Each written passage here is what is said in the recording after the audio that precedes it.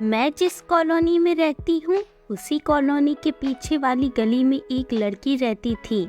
हम दोस्त तो नहीं थे, लेकिन हाँ, एक दूसरे से मुलाकात होती रहती थी।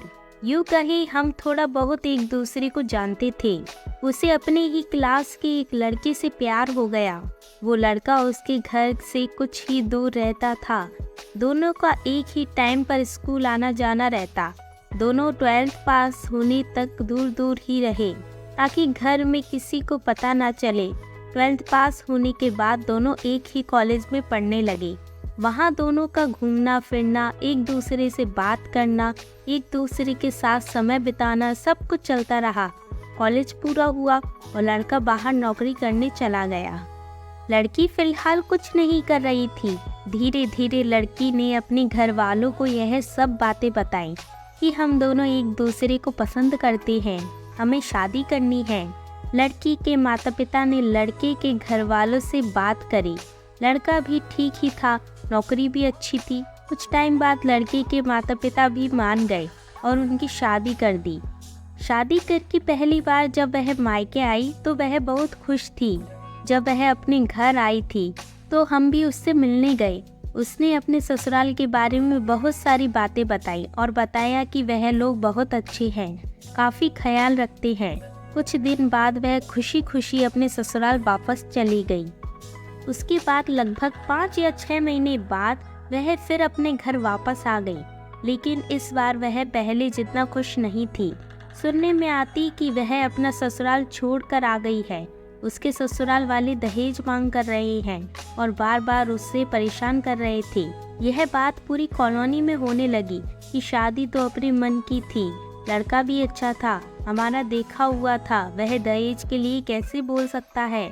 शादी के वक्त और शादी से पहले तो उसने कुछ नहीं मांगा।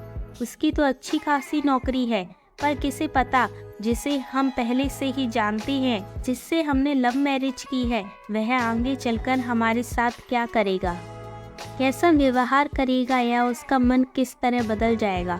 किसी पर भी हमें अंधों की तरह भरोसा नहीं करना चाहिए, पर क्या करें, समाज है, लोगों की सोच है, कुछ भी हो सकता है। धीरे धीरे पता चला कि लड़का अपने लिए दहेज में स्कूटी मांग रहा है। इसी तरह लड़की वालों ने एक स्कूटी खरीदकर अपने दामाद को दी। कुछ समय बाद मामला शांत हो गया। कुछ समय बाद उस लड़की की एक बेटी हुई। बेटी के जन्म के बाद ही उस लड़के ने गाड़ी की मांग रख दी और कहने लगा कि हमारा परिवार बढ़ गया है, ऐसे में हमें एक गाड़ी की आवश्यकता है, मुझे गाड़ी दो। और फिर जब बात नहीं बनी तो वह लड़की अपनी बच्ची को लेकर अपने घर आ गई और वहीं रहने लगी। इसी तरह समय बीतता गया और अपनी बच्ची को पालते पालते उसे 1.5 साल हो गए। सब कुछ सही चल रहा था। सबको लगा कि मामला इसी तरह निपट जाएगा। शायद एक दिन लड़का समझ जाएगा, अपनी पत्नी और बच्ची को वापस बुला लेगा, लेकिन ऐसा नहीं हुआ।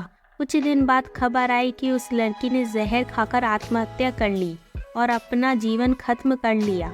एक छोटी बच्ची बिना माँ की हो गई। 1.5 साल की बच्ची को क्या पता कि उसकी माँ उसे किस हाल में और कैसे छोड़कर चली गई। क्या ऐसा करते वक्त उसे अपनी बच्ची का जरा भी ख्याल नहीं आया होगा कि नन्ही सी जान जो कुछ जानती नहीं, वह कैसे रहेगी। पर क्या करें, किसी की गंदी नीयत या किसी की लालच भरी नीयत ने कई जिंदगियों को बर्बाद कर दिया। एक माँ अपनी छोटी सी बच्ची को छोड़कर चली गई। एक छोटी सी बच्ची जिसे कुछ भी नहीं पता कि उसके साथ क्या हुआ, उसकी माँ कहाँ गई और उसके पिता कहाँ गए। लड़की की मौत के बाद माता पिता क्या करते? उन्होंने लड़के पर दहेज उत्पीड़न का केस दर्ज करवाया है, जो ना जाने कब तक चलेगा और कितना चलेगा। दहेज की वजह से एक लड़की की जिंदगी और चली गई।